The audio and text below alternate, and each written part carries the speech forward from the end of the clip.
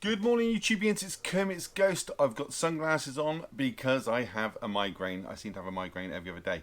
But anyway, Kermit's been replaced on this video because I am doing full collection of Studio Ghibli. Now, yes, it is called Studio Ghibli.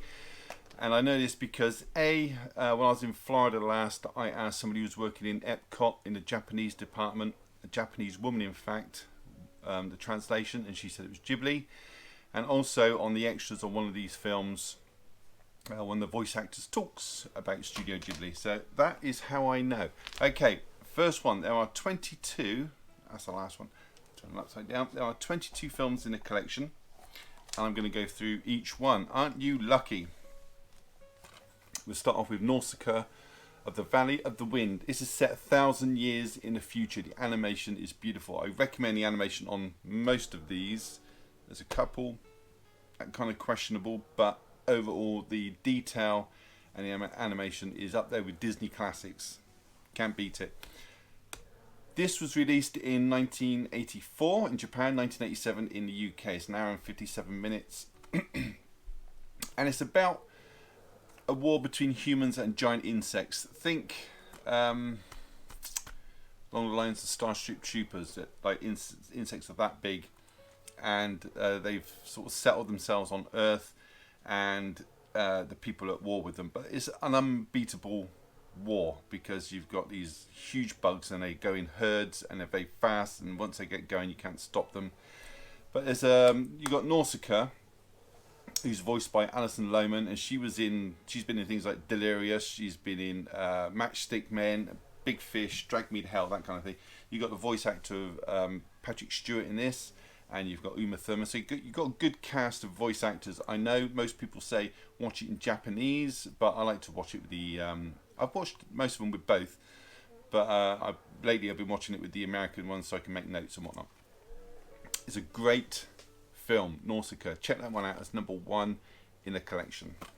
Now to cut, because this has been going on for a long time, to cut a lot of it out, I'm going to cut between films. Next one up is A Cat Returns, number 2 in the collection. And I made some notes when I was watching it, and it says Haru, that's one of the characters, a young girl. She rescues the prince's cat, or the prince cat should I say, and she's then expected to go and marry the king's cat's son, the prince.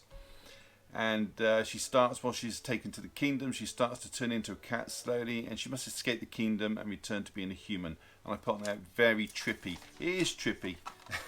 It's from 2002, although it was released in the UK in 2005. It's an hour and 15 minutes, and it's got a great voice cast in this of actors, American actors. You got Anne Hathaway, Cary Elwes, I think that's how you pronounce his name. He's in a few of these. You've got Kristen Bell, Rene Abujonis, or I think that's how you pronounce his name. He was Odo in Star Trek Deep Space Nine. Peter Boyle, he plays Mutu, a cat. He's not on the cover there. He's a big white cat. Don't know if you can see him just there. And he appears in a couple of other films, sort of like Easter eggs. You've got Elliot Gould, and of course the brilliant Tim Curry in this as well. So this is very, very good. I don't think the animation was as good as Nausicaa, but up there. Very, very good. The next one is Porco Rosso. Now this was my favourite for a long time. This is number 3, and it's a story. Actually, I'll show you I've got my notes when I wrote it. Is Porco Rosso, also known as the Crimson Pig. He's voiced by Michael Keaton. He fights pirates in his biplane, and he's classed as a hero amongst everybody, you know, all in the villages and whatnot. He was once a human, but now he's cursed to be a pig. He was shot down whilst having engine problems. Now bear in mind, he's like one of the best fighter pilots out there. Anyway, he's shot down, and he has to, he lands on an island and rebuilds his plane, because he wants to refight the guy that shot him down. He risks, because he teams up with the girl who designs his plane, and he sort of risks losing her to this guy who wants to marry her, who shot down his plane, if he can't defeat him. Now that's the story. A bit about the film itself. It was made in 1992. It's an hour and 34 minutes. As I said before, it's voiced by Michael Keaton, and this is when he just finished doing Batman Returns. It's exactly the same year. Also got Susan Egan in this, and she was in 13 going on 30, and she also voiced Meg in Hercules. And you've got David Ogden Stiles in this as well. They've used him as well in other Studio Ghibli films. He's in Spirited Away and My Neighbour the Yamadas. And he was also the voice of Cogsworth in Beauty and the Beast. So that's Porco Rosso. Next one up is Pompoko. Now this is a trippy one. I'll read you the synopsis that I've written down. It says, raccoons have magical abilities, and don't they just? They can transform into everyday objects, they can transform into vehicles, they can even transform into people. They're trying to stop a development, and ghosts as well, they can transform to ghosts. They tried to stop a development of lands nearby from the humans, and when they transform into ghosts, it's quite good. You think the animation is tremendous. Anyway, they're transforming into these scary things, but the development continues. They just sort of get over it, get hard-nosed contractors in, keep ploughing their lands. After being unsuccessful, they decide to become humans and fit in, but not all of them can. And that is pretty much like what raccoons are today. They're the raccoons that couldn't transform.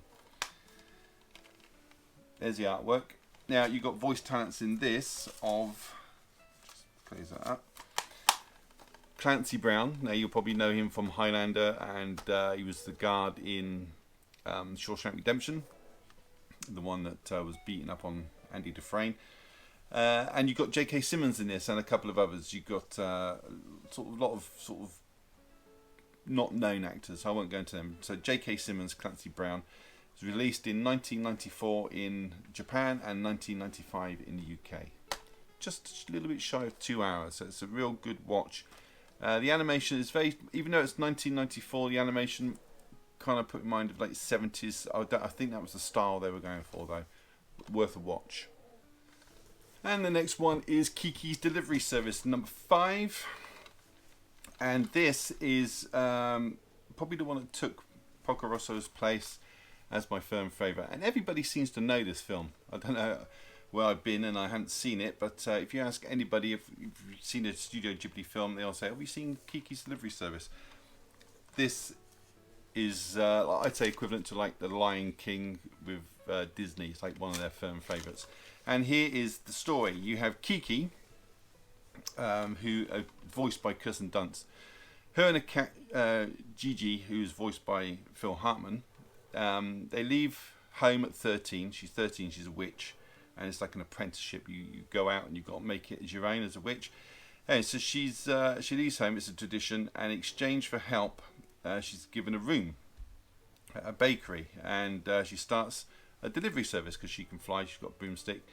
And she meets a young boy who falls in love with Kiki. And she starts to lose her powers. But she gets him back when a friend needs him. So that's the story of that. And you've got, as I said, Kirsten Dunst is the voice of Kiki, Phil Hartman as a cat, and Debbie Reynolds is a voiceover in this as well. So yes, Debbie Reynolds, the Debbie Reynolds, and in case you don't know who she is, got to be of a certain age. And there's the artwork on that. This is an absolute joy. And if you only watch one, watch this one. Now the next one is an adventure film, Laputa Castle in the Sky. Now this is a lovely film, and I've made some notes. You've got lead character called Sheeta, and she literally just drops from the sky and then sort of slows down, and she's rescued by a young boy. And this is Studio Ghibli's first film as well. It says pirates are after the pendant around Sheeta's neck. A young boy is protecting her, and then a huge robot helps the princess. Oh yeah, I remember this now. Yeah, we'll come to that in a second. Princess Sheeta and all the there's a load of creepy pirates that are in love with her. And bear in mind, she's only like 13 years old. They all want to marry her and whatnot. The secret government man claims to be the king of Laputa. Now she, in this castle, is very futuristic. This castle is up in the sky, a bit like Avatar, you know, like the flying rocks and whatnot, and it's guarded by these robots. These robots, big long arms and creepy looking things, but they tend to the castle, protecting it first of all and maintaining it as well. And it's a good end scene in the castle. Sheeta is voiced by Anna Paquin. We've also got Mark Hamill in this, and Mandy Patinkin, I think that's how you pronounce him. He used to be in Criminal Minds, the first episodes of that. And you've got Cloris Leachman, who was also in another one called Ponyo. We'll come to that in a minute. And she was also a voice actress in Phileas and Ferb. But this is a beautiful one as well. This is number 6. Well worth a watch. It's from 1986. Didn't get released in the UK till 1991 at cinemas, and it I think it like tripled its budget in returns. So it's Laputa Castle in the Sky. Lovely. And I'll show you the disc, because they always put lovely animation on the discs. Now this next one is absolutely amazing. It's up there with the best ones. It's Howl's Moving Castle. It's another one that everybody seemed to know apart from me. It's just a beautiful film, and you've got a DVD and a Blu-ray, different artwork on each. And let me tell you of the notes I wrote. Okay, it says Howl's Moving Castle. Sophie. Now Sophie is two sides to Sophie. It's a young Sophie and an old Sophie. Emily Mortimer does the voice of young Sophie, and Gene Simmons does the voice of old Sophie. Not Gene Simmons from Kiss. Okay. Sophie has had a witch's curse put upon her for no reason whatsoever, really. She did meet a wizard earlier, and then some big ugly witch put a curse on her when she was in a hat store. But anyway, yeah, she's had a curse put on her, and she was once young, and now she's turned old. Now she seeks to have the curse reversed, or the spell reversed, and she heads to Howl's Moving Castle, which is like just castle on legs walking by. She strikes up a deal with the fire demon who's in there, and now that's voiced by Billy Crystal, and the voice is called the fire is called Calcifer. With me so far? Who's also under a spell and wants to be free himself. And then further on, the witch who cursed Sophie has had her powers stripped from her from a powerful sorcerer, and Sophie travels to Howl, who owns the castle, travels to his past to find him and in turn help him by finding his heart. So that's that one. It's got very strange but an enjoyable yarn, I put. So, and as you say, you've got a great cast of voices in there. I'll go through the voices. You've got Christian Bell, who does the voice of Howl.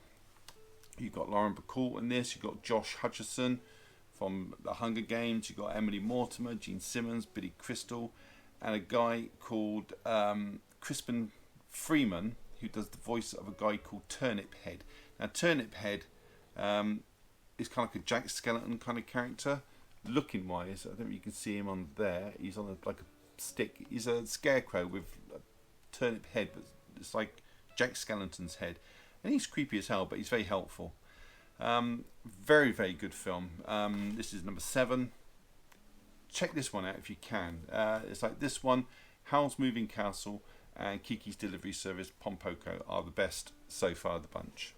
And the next one is Princess Mononoke. Now this is pure fantasy. I'll give you the look inside of the disc.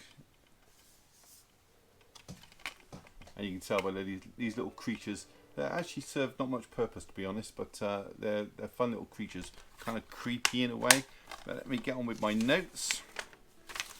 And it says, Princess Mononoke. You got Prince Ashitaka, who was suffering from a wound from an evil spirit, and he must look for a cure. It's one of those, you've got to look for the cure. It's a journey. The wound gives him powers of death. There are 3 spirits that grant Ashitaka passage through the forest. Princess Mononoke can possibly lift the curse, as she is the forest god. You got these ape characters. There's a lot of animals in it that want to eat him to gain strength, but Princess Mononoke protects him. Mononoke was raised by the wolf god, these big like dire wolves from Game of Thrones. You got these huge boars, and they are massive. They're out of control, and they want to wage war on the humans. So they go into battle like one big last battle. It's kind of spoilers in this video, by the way. But it's a trap. And then you got it's a trap. You got the Queen of the Iron Fort. She cuts off the head of the spirit of the forest, and all shit goes crazy. Then this spirit, he grows massive, like well, it's just unbelievable, like the size of the Empire State Building, massive. This spirit, and he looks for his head, and he's killing things in his path. It's like he's wandering through headless, or she's wandering through headless. And it does find its head. They finally give the head back to this thing, just as you know the land's running out. That it's because it's surrounding everything, all living creatures. It finds its head, but it dies anyway. And then the land starts to grow again, and Ashitaka is cured. So quite a trippy film, but very good, very sort of spiritual.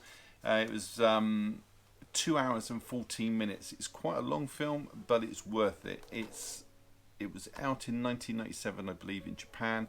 Didn't come out in the UK till 2001. You got Billy Crudup as one of the main voices in this, and Crudup rather. He was Dr. Manhattan in Watchmen. You probably know him. You got Billy Bob Thornton as a voice, Minnie Driver, Claire Danes.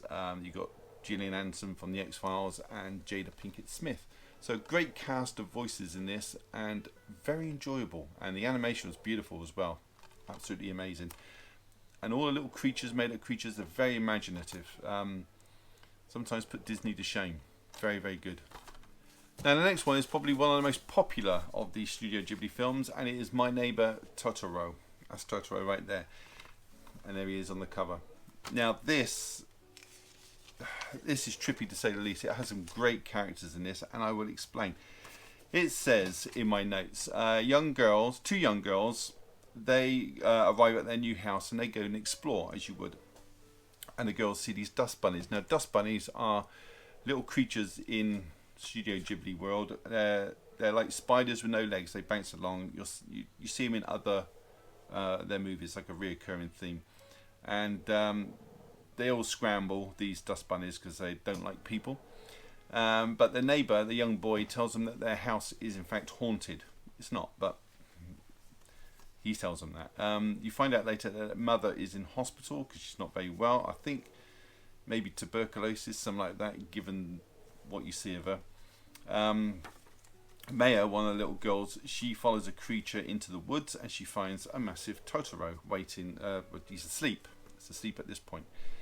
And she's enthralled with him. And later the girls are waiting at the bus stop for their dad's bus to come home from work or the hospital, and he doesn't turn up. But then they find a big Totoro is waiting at the bus stop with his little umbrella, and he's waiting for the cat bus. Now this bus is in the shape of a cat. It's got legs and everything. You get inside and ride off. Excellent animation in this. Maya goes missing, or Mei, I don't know, M-E-I I put. She goes missing, and the villagers all go out and look for her, and with the help of Totoro and a cat bus, they find her. Just amazing animation, and so imaginative the stories, and these creatures are all made up. This is from 1988. It got released in the UK in 1989, so just a year later. It's an hour and 26 minutes, and you got the voices. It's really only two main voices, because like Totoro doesn't speak, and neither does the cat. There's the artwork there. And the two girls, two sisters in the film, are voiced by actual sisters, Dakota and Ellie Fanning. So good voice talents. I don't know who does Japanese voices, but I've been watching it in American audio. So amazing, absolutely amazing. Recommend this one too. This is number 9 if you can find it. Okay, the next one, and quite possibly the most somberest of all animated films I've ever seen, is Grave of the Fireflies. Now, this is based on a true story, and it's told through flashbacks from a ghost. Some guy comes across this worthless piece of junk, and it turns out it's a tin. Now, in this tin lies the story, really. It's a bit like that Rosebud moment in Citizen Kane. I'll give you the story. It's set in Japan during World War II. A mother with 2 children is killed, and the children have to go and live in the country with the cousins. Now, because the war was on, food and rationing the food is scarce. So, and the cousins are fed up with them taking all the food, and the young girl was always crying. and they decide, the two children, to go and live, and bear in mind this is based on a true story, they go and live in this rundown old air raid shelter that nobody uses because it's useless, it's just dug in the side of a hill. And the boy has a brainwave that when the air raids are on, everybody's hiding, so he goes around stealing food to try and provide for his baby sister. And people get wind of this, and he can't get any food anymore, and she dies of malnutrition. This is not a Disney film. This is all told through flashbacks of the boy's ghost. It's a harrowing film. It's probably the most depressing film I've ever seen, animated film. It's an hour and 29 minutes. It was released in 1988 in Japan and 1989 here. You got two voice actors, both from Texas, oddly enough. You got the boy, who is Sieta, I think he was. That was voiced by Adam Gibb. And you've got the girl Setsuko, who's very annoying in it, but you didn't want her to die anyway. She's voiced by Emily Neves, two voice actors from Texas. So that is Grave of the Fireflies. Great film, but extremely depressing. So don't watch that if you're in a grim mood. Just be warned. Next one up is Whispers of the Heart. You do have a reoccurring character in this one, although technically it did come first in this one, as the other one in a lower number came after this. I'll get to that in a minute. Okay, onto my notes. Got a young girl in this, Shizuku, voiced by Brittany Snow. She was Chloe in Pitch Perfect, in case you don't know who that is. She notices, because she reads a lot of books, and she gets them from the library, and the person who took the book out before is always the same person, so she wants to track the person down, and she does eventually.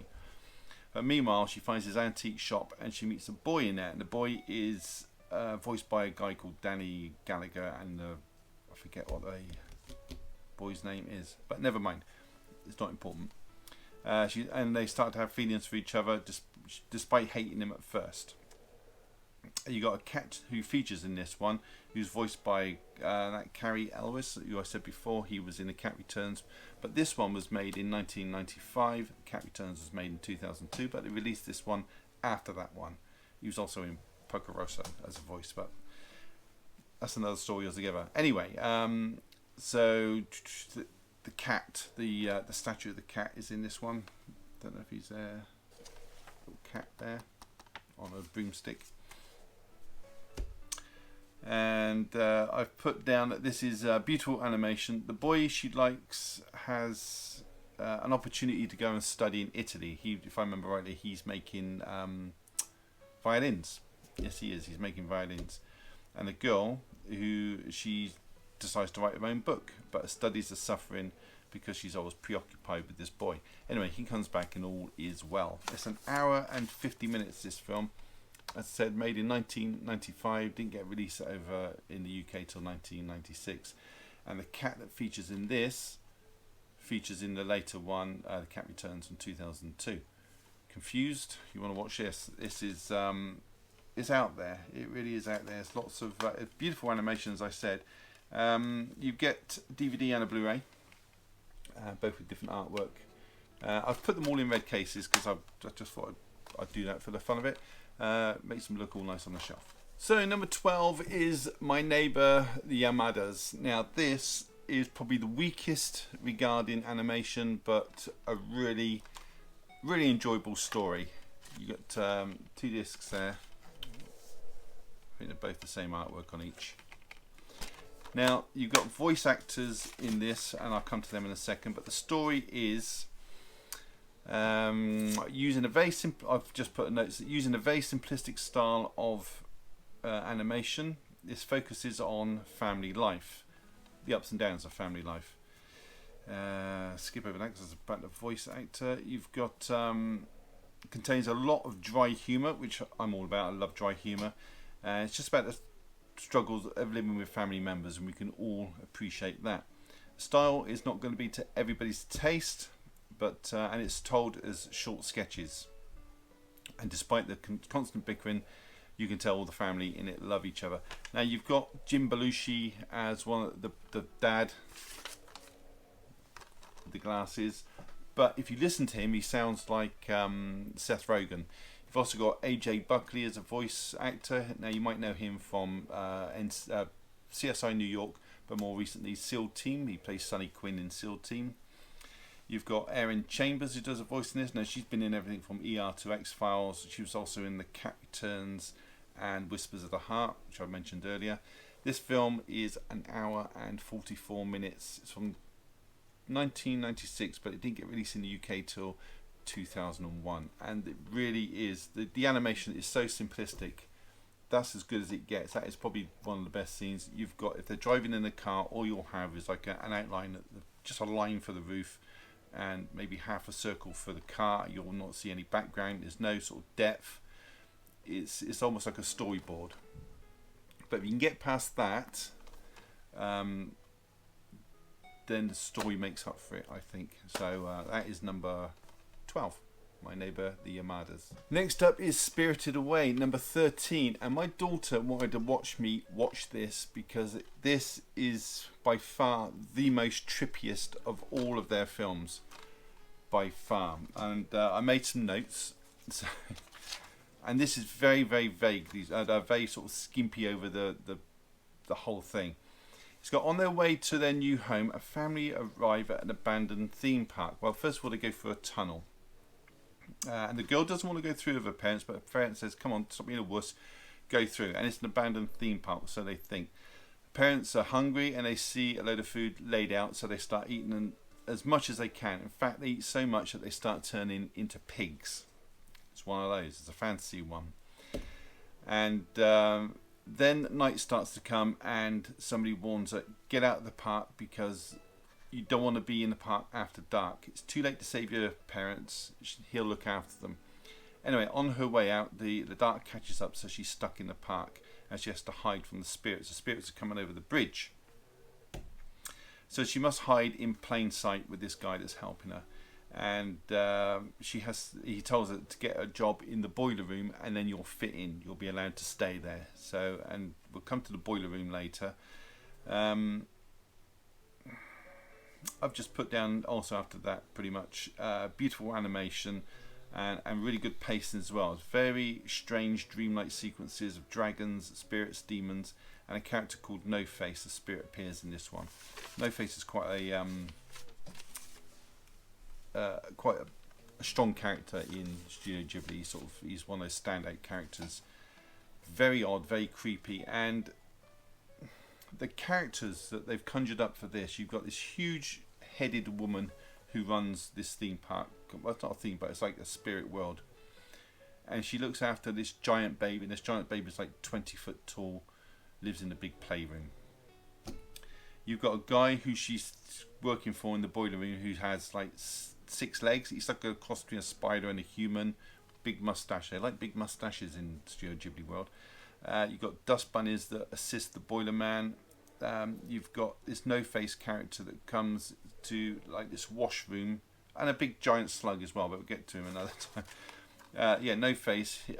He sort of produces gold just out of his hand. It just appears, these golden nuggets, and he pays for things like that.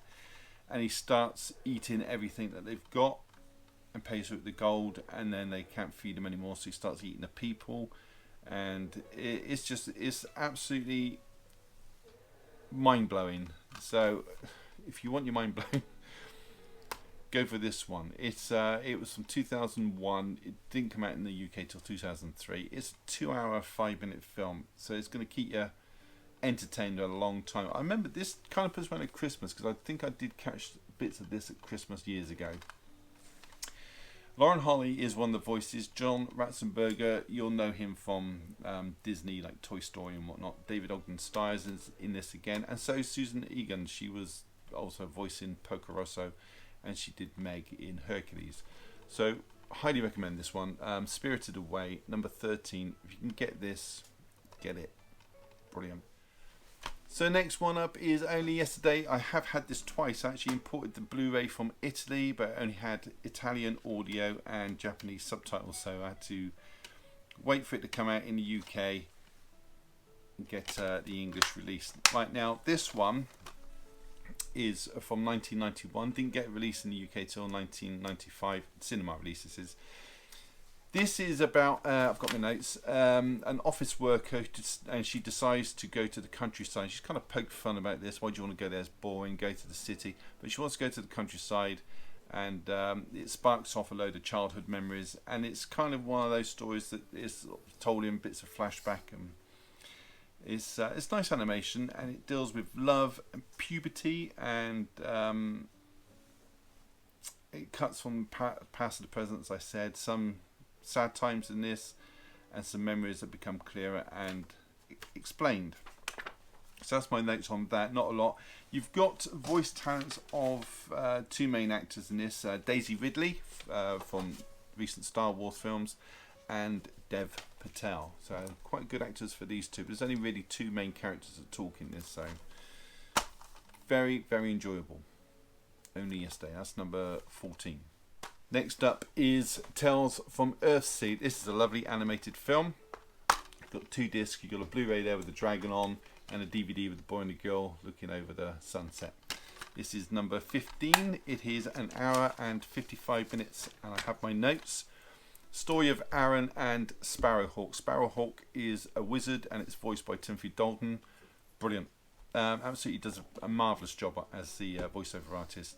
They meet in a desert. One is in trouble and the other one saves. I can't remember which way round it is. I'm pretty sure Sparrowhawk saves the boy, Aaron. Anyway, they head to the city and they find out that the balance of nature is off, and there's an evil wizard that is responsible, and the evil wizard responsible was voiced by William Dafoe, and we'll come to him in a minute as well. Aaron saves the life of a small girl. The evil wizard wants his men to deliver Sparrowhawk to him, and there's a battle of good versus evil on top of like a castle. Excellent animation. William Dafoe whispers throughout. Yes, William Dafoe throughout the whole film, even though he's like half a mile away and he's supposed to be talking to this other wizard, he's like, "Yeah, I want you to come to me now." Like, he's what? He has no emotion in his voice throughout this film. He plays a wizard, kind of like the Dorian Gray story, who is outwardly projected as young, but in reality he's very old, and at one point he does change back to the old person, and he looks then like William Dafoe. He's got the cheekbones, the eyes and the mouth. Have a look. If you ever see that when he I forget what the evil wizard's called, but when he changes back to being an old person, look at his face. It's William Dafoe to a T. Brilliant film, loved it. As I said, number 15. Check that one out. Tales from Earthsea. Okay, so next one is Ocean Waves. Now, word of warning: if you're going to buy this, there is no American audio track to this. It's all in Japanese, but you do have subtitles to read along. I don't mind subtitles. Now, the story is you have. Well, I know the story. I watched it the other day. You got 3 principal characters in this. You got this girl and you got 2 boys. 2 boys become friends when they realise that their school is cancelling their school trip. Cancel the school trip because the marks on the league tables, they're on the lowest. So they just say to the students, if you can get the grades all the way up, then we'll take you all to Hawaii, which they do. But we'll come to that in a minute. This girl starts school, and one of the 2 friends is tasked with showing her around, and the other one starts to have feelings for. Well, they both have feelings for her, and the school trip comes around, and they're all in Hawaii, and she finds out that one of the 2 boys has a Saturday job, so she asks to borrow money, but you don't know why at that stage. She says that she's lost it, but she hasn't. You find out later that she's going to Tokyo from where she came from, because she's from the city, and then this is all set in the suburbs. And she's going to the city to find her father and go and live with him. And she finds out that her father's moved on, left her mother, and he's going to remarry someone else, which she doesn't like, gets upset, and they all go back home again. They have a big falling out at school because obviously she fancies one of the boys, and the other one gets jealous. But they all have a falling out, and they all go their separate ways. Her and her true love, one of the boys, meet up later in life when they're a bit older, left school, got jobs, and everything turns out hunky-dory. So that is the story of Ocean Waves. It's a beautiful film, absolutely beautiful. The animation is amazing. It's an hour and 12 minutes. It was made in '93. I think it came out in Japan in '93 and released in the UK in '94. Well worth a watch. That's number 16. Okay, next one up is Ponyo. Now this is it's got a great cast, but my God, it's out there with imagination. Let me read you from my notes. A young boy rescues a goldfish after it's stuck in a jar. Okay, at sea. This is sort of, because a lot of pollution. It's all set in a harbour. There's a lot of pollutions in the harbour, and yeah, this goldfish is stuck in a jar. The goldfish is the daughter of a wizard, who's voiced by Liam Neeson, but we'll come to him in a minute. The wizard takes Ponyo back, and then you find out that Ponyo turns into a girl on her own accord because she has magical powers, and she goes to look for Sosuke, which is the main boy. There's a massive storm, and Ponyo's mother, who's a sea god, turns up when nature is out of balance, and Sasuke's love is put to the test. Bear in mind he's only 5. Okay, so that is the story. You got voice actors of Liam Neeson, who is the wizard, and he dresses like cross between like Willy Wonka and Pennywise. He's got like a stripy, bizarre suit and this massive like red hair. You got Betty White, who's one of the old folks in this.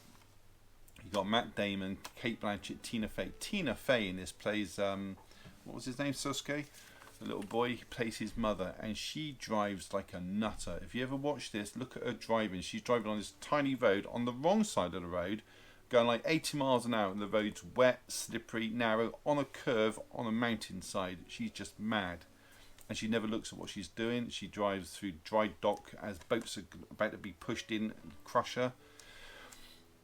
The woman's a nut job.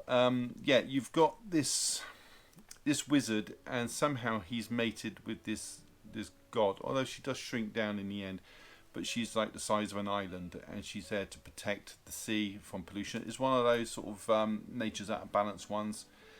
The little boy, sweet little boy, but he finds this goldfish. The goldfish starts sprouting arms, but the arms and the legs are like chicken's feet. They're really odd, and she turns into this creepy little girl that has a fixation on him. And bear in mind, this kid's only 5, and he just wants his goldfish. That's all he wanted. There's a goldfish. He ends up with this girl who's, I suppose, going to end up being his wife. You got his crazy mother, and you got this. It's just like these waves that are alive. And at one point, he's in the back of a car. His mother's driving like a Formula 1 racer up this mountain. And unbeknownst to her, these waves that are alive, they've got faces, are like chasing down, trying to flood the roads, with this little chicken-footed child running across the waves, like half goldfish, half girl. It is completely crazy, but it's so watchable. It's so watchable, and such a great cast in this. It's on 2008, so not that long ago, only 12 years, and it's really is one of those out there films. Ponyo, highly recommend it. Look at that. It doesn't even look like a goldfish. It's a goldfish with a face. But there you go. You've got artwork on the discs. They're both exactly the same artwork. There you go. That is number 17, Ponyo. Next one up is Ariete. This is probably my favourite of all the Studio Ghibli films. It is absolutely beautiful. The animation is better than, well, not better than, but up there with anything that Disney have ever done.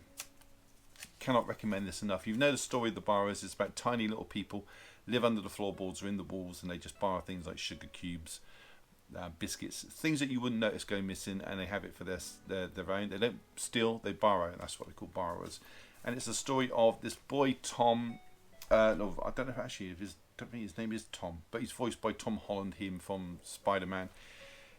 He has a heart defect, and he goes and lives in this house.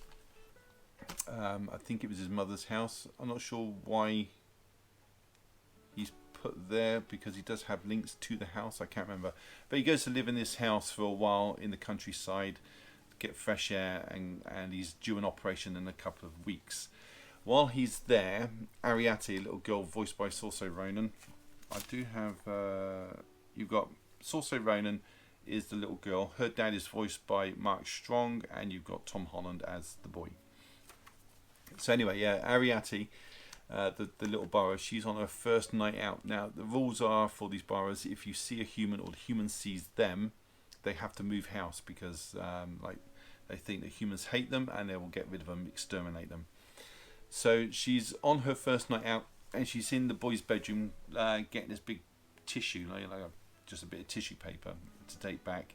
And she gets spotted by the boy. She drops this sugar cube that they acquired earlier, and that's quite a key thing, the sugar cube, because she disappears and the dad says, don't tell your mother because she's neurotic, and she is neurotic. She'd want to get up and move straight away.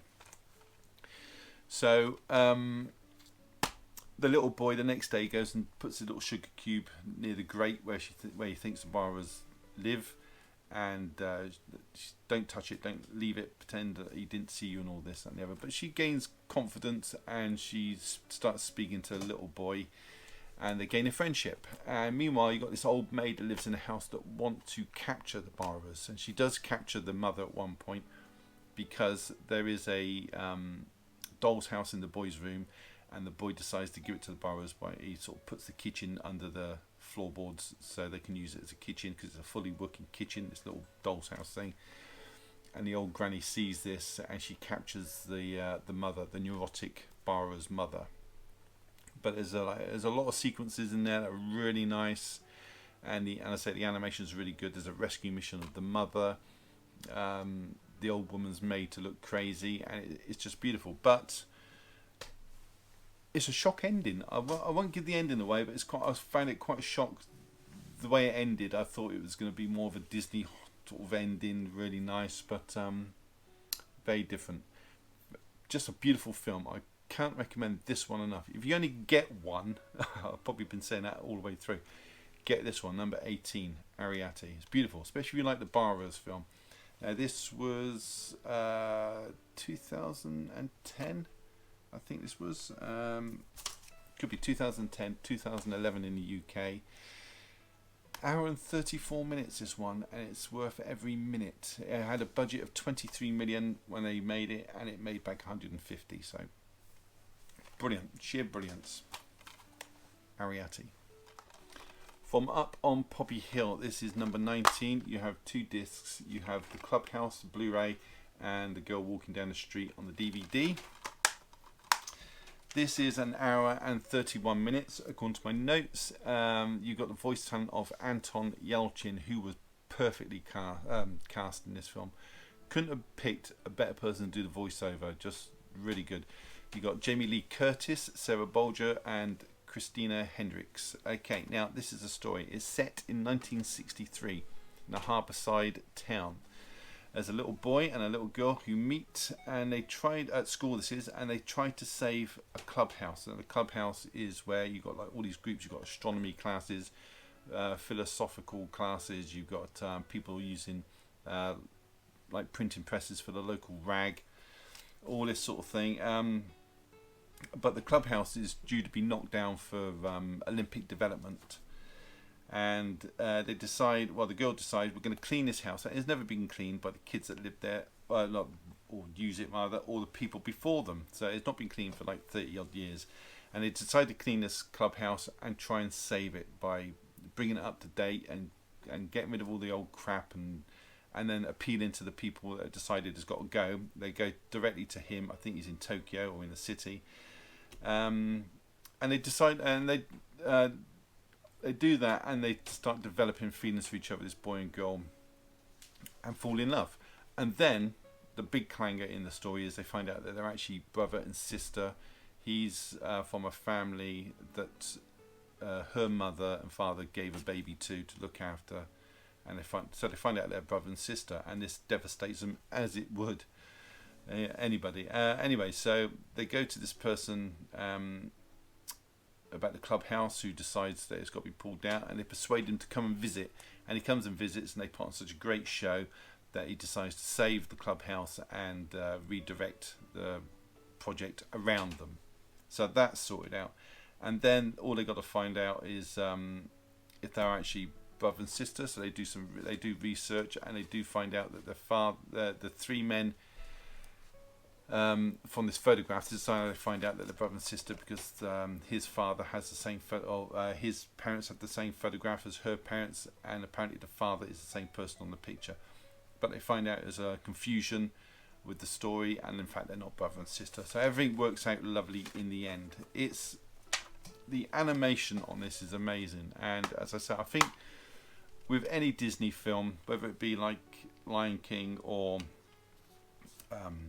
any Toy Story, you find out that the voice actors make the film, I think anyway, and Anton Yelchin in this is perfect, absolutely perfect. The next one is The Wind Rises, and it says up here possibly the greatest animated film ever made. I wouldn't go that far. The animation is beautiful. In fact, like the detail of the backgrounds are just one of the best, absolutely one of the best. The characters are well drawn, but it's a bit long. It's 2 hours and 6 minutes. The story is very good. The characters are well drawn out, but a little bit too drawn out. It could have been probably trimmed by about 20 minutes easily. It's from 2013, and I have my notes. I've got the voice talents written down. You've got William H. Macy, Joseph Gordon-Levitt. You've got Emily Blunt, Elijah Wood, Stanley Tucci, and Martin Short. And also I put you got Werner Herzog in this. He's got a very distinctive voice. Anyway, it's The Wind Rises, 2 hours and 6 minutes, and it tells the story of Gyro, I can't remember how it was pronounced. Oh, you got Jennifer Grey in this as well from Dirty Dancing. He's a near-sighted boy, but he has a passion for planes. He makes model planes and paper planes, and he draws planes as a child. And he wants to be a designer of aircraft, and he goes to university. And on his way to the university, actually, there's a massive earthquake, and it is quite harrowing to watch this earthquake. The fires, the devastation, the noise. It's all done with voices and like throaty noises. This earthquake, the fire, destruction everywhere, and his university is burning to the ground. But before he does that, he gets these two people off the train. One's got like a twisted ankle, so he helps her and this other young girl. And the young girl, they ask for his name, and he just walks off into the crowd after he's helped them get to the nearest village. So we'll come to them again later in the film.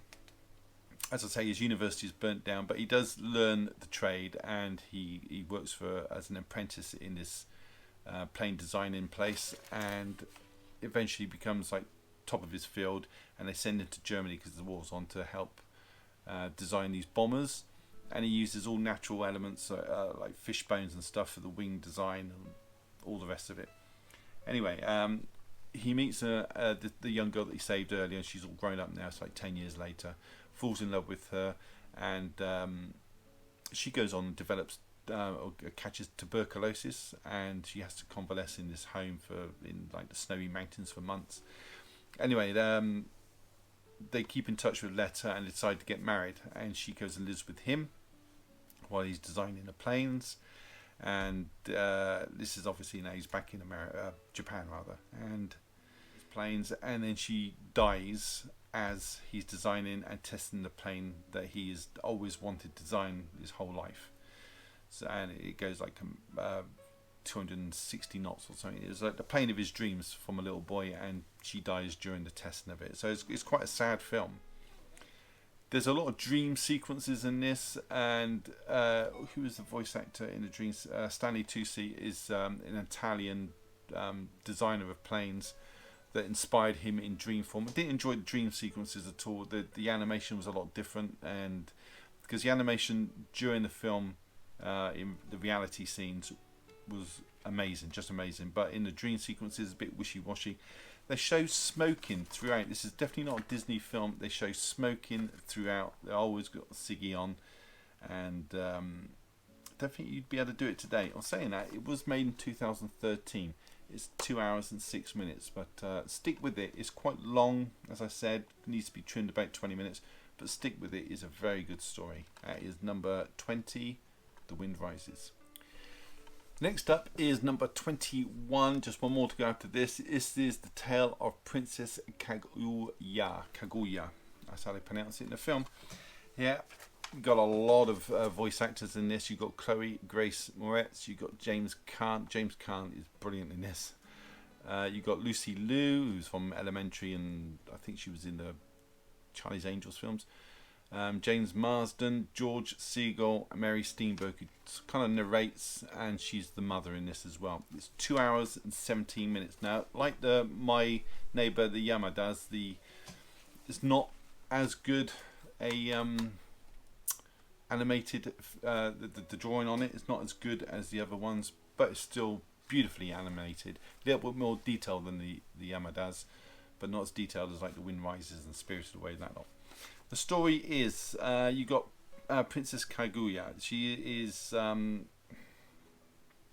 you got this woodcutter who's voiced by James Caan. He's a bamboo woodcutter, and he's in the forest, and a light appears, and then this bamboo shoot pops up, and it grows rapidly, opens up, and there's a tiny little person in there, fully grown person. Anyway, he decides to he dries his hands and picks her up and takes her back to his home. His wife's there. They're very humble people, live in a little hut thing. He cuts bamboo and they eat bamboo shoots and crap like that. This baby develops within days. It grows within like hours. It's starting to crawl. Within days, it's walking and talking. Within weeks, it's like a child. Oh, everybody's all the boys and the girls in the village call her Bamboo Girl because the speed that she grows. And she grows up and becomes friends with them. They hang out, and she's like a little country girl. Helps her dad. Her dad's nice and humble, and he loves his daughter. And then he decides to take her to the city because obviously she's special.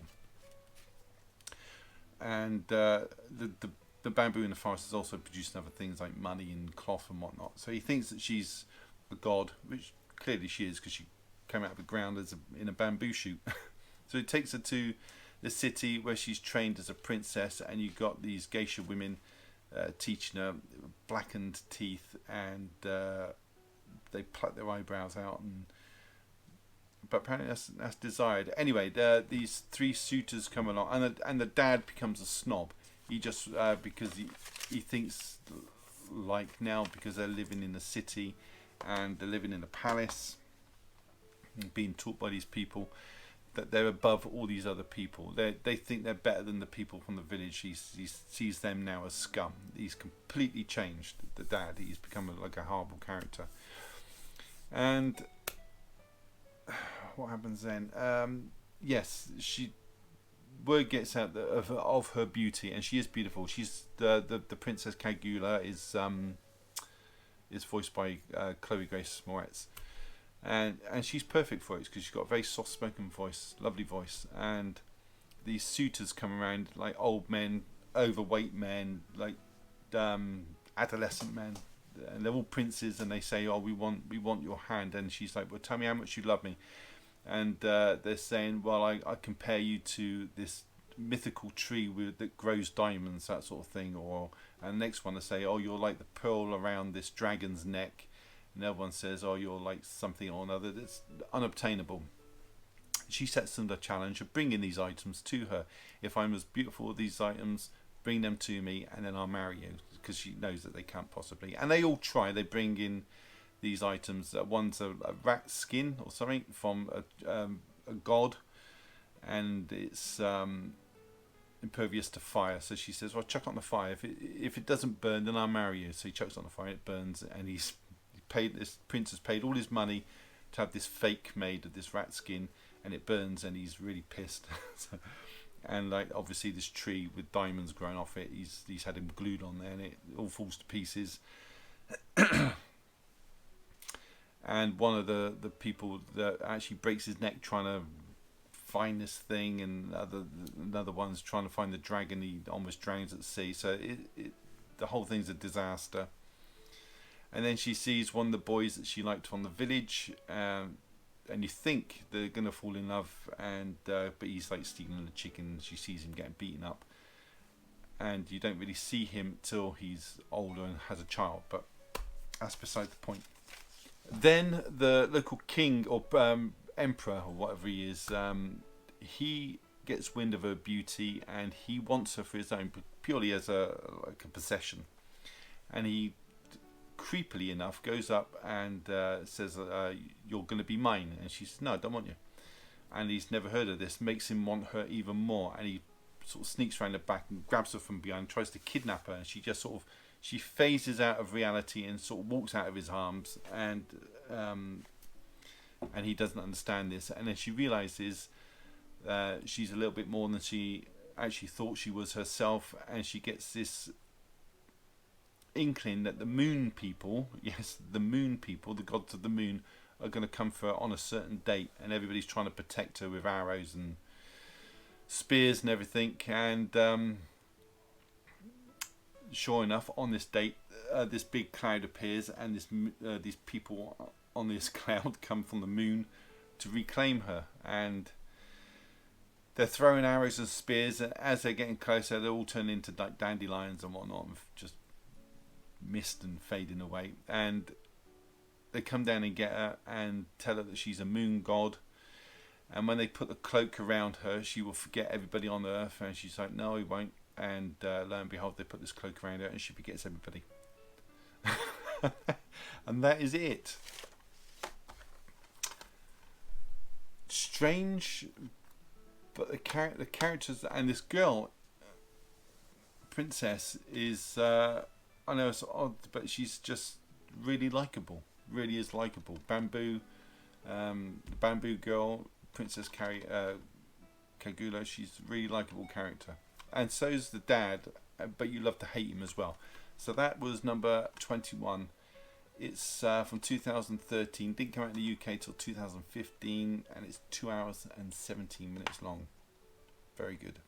Last one, number 22. This is When Marnie Was There. Now this is a really nice one. This is, I've got my notes here, from 2014. It's an hour and 43 minutes. You've got the voices of Kathy Bates in this, Ava Akers, Gina Davis, and John C. Reilly. John C. Reilly is very good in this. It's about a story of a young girl called Anna, and she lives with her auntie because she's an orphan. She lives with her auntie. Her auntie gets paid like welfare to look after, like I think you do if you foster someone, you get like a benefit. And the young girl finds this out, and she thinks that the auntie doesn't love her because she's being paid to look after her, and she's being paid to love her. But that's not the case. She's just thinking that way. Anyway, the auntie sends her away with her sister, or Anna's other uncle and auntie, because she has asthma and she wants her to be in the country and get fresh air. So we arrive pretty much at the start of the film now, and she's just arrived at this house. She didn't want to go there, and while she's there, she's writing a postcard to somebody, and she wants to know if she can go to the post office. The uncle says, "Yeah, take that shortcut." Anyway, she's walking down to this shortcut, trips over, looks up, and she sees this old mansion. It's like a little lake between where she is and the mansion. Is sort of on a little island, and you can only get there on low tide, because when the tide goes out you can walk across, but obviously the tide's going to come back in, then you're stuck on the island. So she goes to the house, has a look through the window, and it's all empty. It's an abandoned house. On the way back, when she falls asleep and wakes up, the tide's come in. So she gets help from a local boatman. She gets home, but on the way back in the boat, she looks up and she sees a light on in the house. And she sees a little girl having a hair brushed in the window by an old woman. Creepy, I know, because the house is abandoned. There's no furniture in there.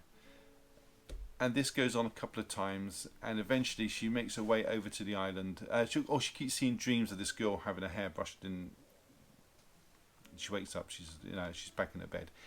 She does make her way across, and the girl helps her that's in the house and says, "Come on in, we're having a party." So she goes in, she meets all these people.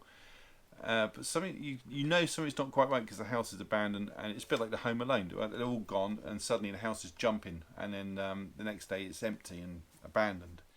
So the auntie she's gone to live with, she tries to interfere with her life a little bit and says, "Oh, go to this party with these people." And she goes to because she's really antisocial. She doesn't want to mix with other kids. In fact, she runs away from one of the kids when she sort of sees her sort of in the same street as her. She doesn't want to be with them. Anyway, she goes to this party. They have a falling out. She calls her a fat pig at one point.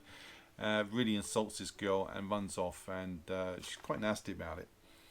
And then she starts having these moments of reality, and they blur into fantasy. And is it real? Isn't it real? This girl with the blonde hair keeps showing up in her dreams, and she keeps going across to this island and meeting her and interacting with her. But is she really there? Because like 1 minute she'll be talking to her, next minute she's disappeared. And then there's a rumour going around that there's this it's like old mining shaft or mill or something on this hill, and it's haunted. And she goes there with the blonde girl, and and there's a storm, and it's just not for kids. It says Universal on this, but I wouldn't show this to a kid. It's quite creepy when they're in the mill, and this thunderstorm comes in, and you're waiting for these ghosts to pop out, but none do. But it is quite atmospheric. It turns out that she's this little Anna, this girl, is an artist, and the girl in the house is called Marnie, by the way. That's where you get the title, when Marnie was there. But the young girl Anna, she's an artist, and she's drawing. She's on the other bank across the lake from the house, drawing it, and she sees this other artist, and they get talking, and you find out as well that new people are about to move in there. She's like, how can people move in there? This Marnie's living in there. It's very confusing to Anna. Anyway, she goes across and she sees this new girl living in this house, and they find a diary of Marnie. So that Marnie is alive, probably just not of that time period. So it's quite difficult to work out what's going on at the times, but because it's not explained until this point.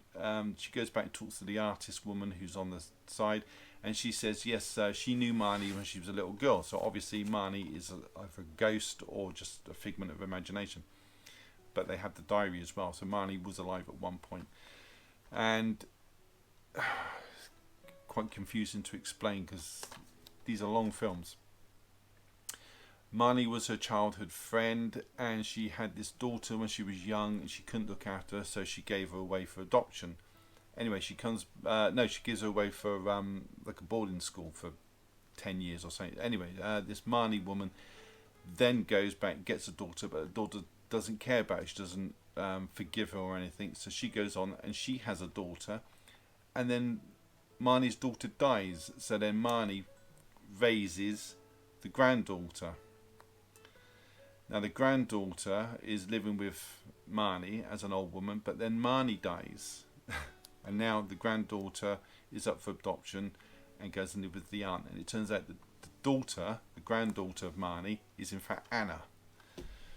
Got there in the end. So Anna is having visions of her grandmother when she was a little girl in the mansion. That's the long and short of the story. So there you go. You've got Anna, the dark-haired girl, the antisocial girl called the girl the fat pig, and's living with her auntie with asthma. And Marnie, the girl in the window having her hair brushed by the old woman. That is her grandmother. So she's like, it's a bit like Lake House with Keanu Reeves and Sandra Bullock. They're sort of seeing each other through time slips. Oh, that is that. So that was number 22 when Marnie was there, and I thoroughly enjoyed these, and now I'm going to miss them because I've gone through all the Studio Ghibli. So I do have other animated films, 5 centimeters per second, Steam Boy, and The Boy and the Beast, and all that sort. I've got lots of others to watch. So thanks for watching this. I know it was a long video, but there were 22 films to get through. I appreciate you watching, and if you've seen any of them, give me your comments. I know some of you probably have, like Spirited Away and Kiki's Delivery Service, that sort of thing, but I'd be interested to see if you actually like them and compare them to Disney. Their animation is completely different, but I don't know, I really do enjoy these. I really do, because the detail in some of the scenes are just mind-blowing. Amazing. Anyway, thanks for watching. Give it a thumbs up, I'd appreciate it, and leave a comment down below. I will get back to you eventually, I promise. Click the bell in the corner to get notifications of further videos. This was going up obviously today. There's no out and about. It's coronavirus pandemic throughout the world, so I'm not going Blu-ray hunting until this is all blown over. And maybe I'll concentrate on doing other things. I've got to do horror, go through my horror collection, and maybe sci-fi and I've got Disney films to go through, so I've got plenty to go through. So thank you so much for watching, and subscribe if you haven't. It's all free. I appreciate it. Take care, and I'll see you in the next video. Bye.